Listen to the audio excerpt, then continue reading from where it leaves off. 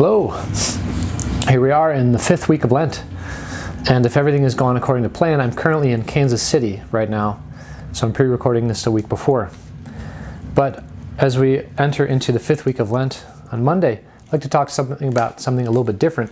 The tone of Lent begins to shift today. The last, four weeks, I suppose, the tone and the idea really has been a sense of what we are doing, so we're preparing for Easter through prayer, fasting, almsgiving.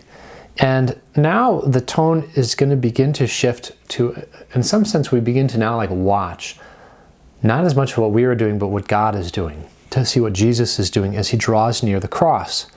And so this week is called Passion Week, historically. And we see this, remnants of this, in some of the prayers of the Mass, but also a custom which, once again, if everything has gone according to plan, you'll see in the church. And I'll read you the instruction in the Roman Missal here. That's what it says. In the Diocese of the United States, the practice of covering crosses and images throughout the church from this Sunday may be observed. Crosses remain covered until the end of the celebration of the Lord's Passion on Good Friday, but images remain covered until the beginning of the Easter Vigil.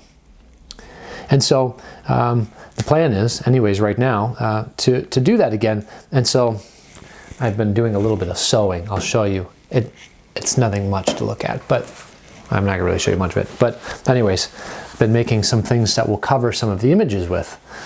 And maybe I'll explain a little bit of why we do that. But before I do that, I want to read to you the preface. We call it the preface of the Eucharistic prayer. And so oftentimes it's a part of the Mass that I like to sing.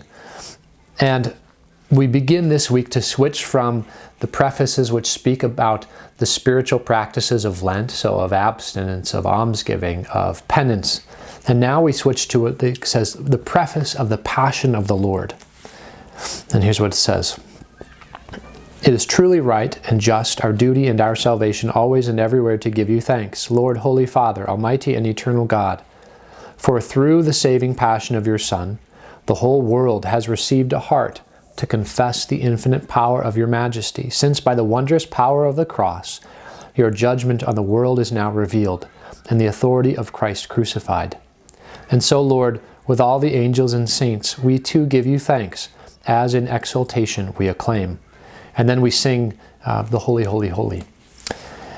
And it's interesting, these different prefaces, there's 4 prefaces of Lent, they talk about all of the things which we are doing to prepare for Lent, or prepare for Easter. But now it switches to say, what is God doing to prepare?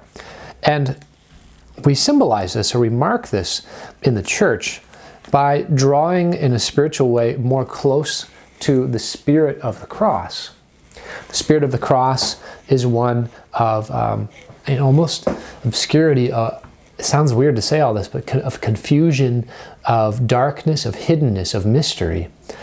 You think about as you enter into the church, and ideally, you look around, maybe you see the light coming through the windows, maybe you see a statue you like, or a painting, or you see the cross, or something, you see a statue, and hopefully you're filled with a sense of earthly delight, and even a sense of peace, because it is something familiar we come to love and know, and we rejoice in it.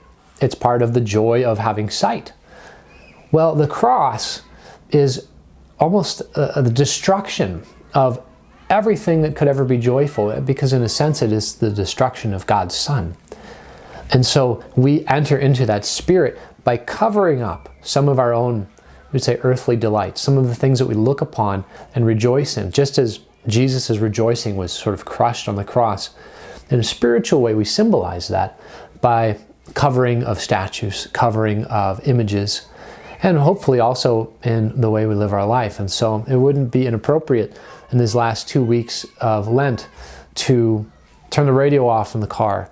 If you're on your phone a lot, if you're watching a lot of movies, if you are having extravagant meals, things like that, to say, you know what, I'm going to let go of some of these earthly delights and just experience for a moment what a little bit of that emptiness feels like. It'll hopefully allow us to then look in on ourselves a little bit more and to say, what is the power of the cross? What does the cross do for me? That's the point of it all anyways.